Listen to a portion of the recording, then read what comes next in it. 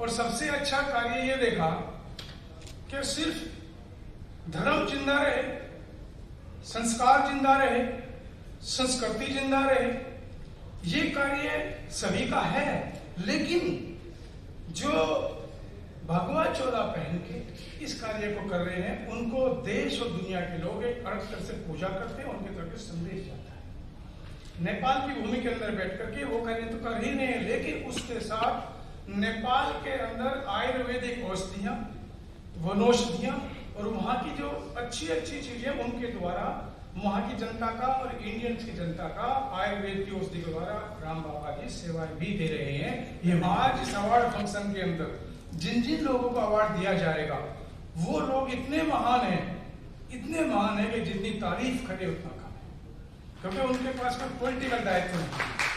और हम लोग मान लिया राजनीति करते हैं, सियासत करते हैं, चुनाव लड़ते हैं, उसमें कुछ पाना भी होता है, कुछ खोना भी होता है, कुछ भाग्य की बात भी होती है। लेकिन इन लोगों को तो सिर्फ एक ही लक्ष्य है कि नहीं, मुझे देश की सेवा करनी है और इसमें मुझे सरकार का कोई सहयोग नहीं चाहिए। इस धरती के ऊपर मैं जो समझता हूं, 3 तरह के लोग होते हैं। एक वो लोग होते हैं जो समाज को कभी कुछ देते नहीं, लेते ही लेते रहते हैं। एक उस तरह के लोग होते हैं जितना समाज को देते हैं उतना ही लेते हैं। एक उस तरह के लोग होते हैं जो समाज से छीनते हैं। तो इसलिए ये 3 कैटेगरी रही है। जो लोग हमेशा समाज को देते रहते हैं, साधु प्रवृत्ति के लोग होते हैं। जो लोग जितना देते हैं उतना लेते हैं। मान लिया किसी से हमने एक माचिस खरीदी, उसको 1 रुपया दे दिया, माचिस ले ली, बराबर हो, जैसा दुनिया की दुकान में। एक तरह के वो लोग होते हैं कि जो समाज को कभी कुछ देते नहीं, जितना चाहते हैं लेते हैं। इसलिए हिंदुस्तान की पवित्र भूमि के ऊपर रहने वाला प्रत्येक व्यक्ति का दायित्व होता है कि अपने गिरेबान में झांक करके वो देख ले कि आज मेरी स्थिति क्या है, किस जगह में मैं खड़ा हूं, कि मुझे कुछ कार्य करना चाहिए या नहीं करना चाहिए। आज मंच पे बैठे हुए लोग हैं, कोई मंत्री है, राजनीति में काम करता है, प्रकाश शुक्ला जी बड़े नेता रही है, महिला आयोग की राष्ट्रीय अध्यक्ष है पूरे भारत की, बाबा जी है, गहलोत जी फिल्में बनाते हैं मुंबई में, ये बड़ा बड़ा सबका आया में कहीं न कहीं काम करते हैं। लेकिन उसके बावजूद मैं ये बात कहूंगा, आप लोग भी मंच पे बैठे हुए लोगों से ज्यादा महान हैं, क्योंकि आप लोगों ने समाज की तहे दिल से सेवा की। कहीं न कहीं हम लोगों के साथ कहीं न कहीं कुछ चीज जुड़ी हुई होती है।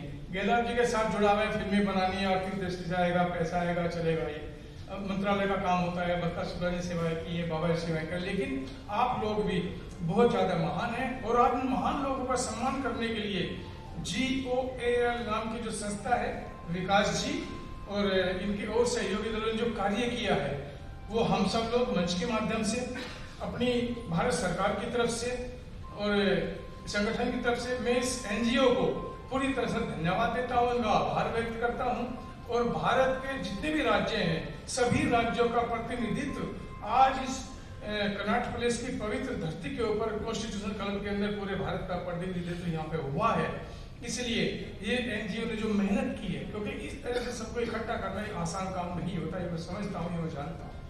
इतनी दूर से आना, अब नेपाल से आए 8, 10, 15 लोग आए हैं, एक व्यक्ति का फ्लाइट का आने जाने का किराया, यहाँ रहना, सब रहना, आप इतनी दूर से आए होंगे, ये इतना ईजी नहीं होता, टफ होता है। और आज नेपाल से जितने लोग यहाँ आए हुए हैं, क्योंकि मैं भी नेपाल में था, तो एक वादा और किया था, समाज को देते हैं उतना ही लेते हैं। एक उस तरह के लोग होते हैं जो समाज से छीनते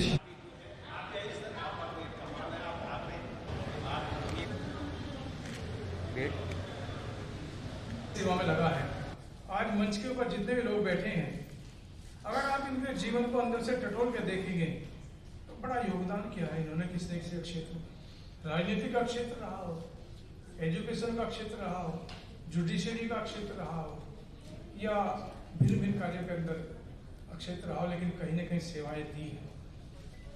और उसके बाद जाकर के कहीं इस तरह का मौका मिलता है, और हम इस बात का भी प्रयास करेंगे, आज का जो यंग ब्लड है इतना एनर्जेटिक है कि परमपिता परमेश्वर उनकी आयु लंबी करे, उनका स्वास्थ्य ठीक रखे।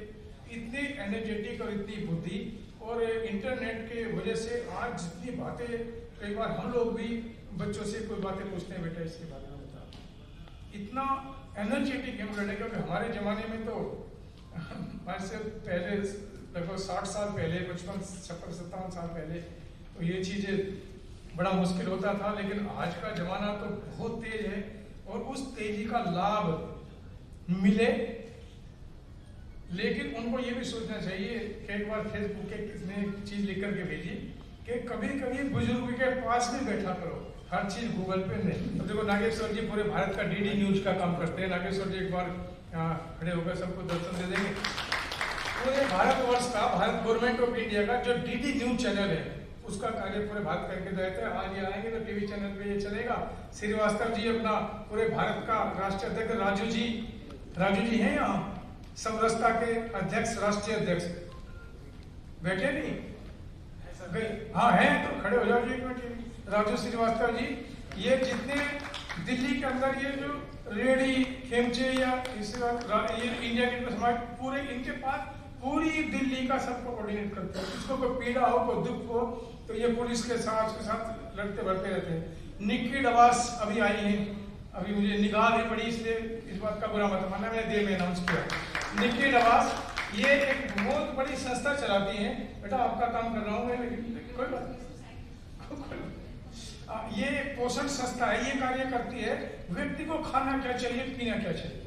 इनकी बहुत बड़ी ऑर्गेनाइजेशन, कई कार्यक्रम किए हैं इन्होंने, तो दोनों सम्मान के पात्र हैं, अच्छा कार्य करती हैं ये। और काफी लंबा मैं आपके बीच में बोला, आपने बड़े सम्मान के साथ, बड़े ध्यान के साथ सुना। और इस बेटी का बड़ा अच्छा नाम था, क्या नाम बच्चा आपका? अनामिका। हाँ, पहली बार भी आप आए थे ना, बड़ी अच्छी लड़की है। और ये जो कार्य करती है ना जी, वो भी नेताओं से कम नहीं है। इस लड़की का जो कार्य है ना जी, इस लड़की का काम भी वो नेता से कई गुना ज्यादा बड़ा होता है। क्योंकि हम लोग तो भाषण देकर बैठ जाएंगे, लेकिन ये जो लपेटने वाली पोजीशन है ना जी, लपेटने का मतलब गलत नहीं समझना, किसी चीज को, शब्दों को इस तरह से लपेट के खूबसूरत पेश करना, वो कार्य ये लड़की बहुत अच्छी तरह करती है। पहली बार मैंने इसका इसी हॉल में था ना, मैंने देखा तो शब्दों की जो कला है, अगर ये कभी राजनीति में आई ना तो मंच पे अच्छे अच्छों के छक्के छुड़ा देगी, ऐसे भाषण दे देगी।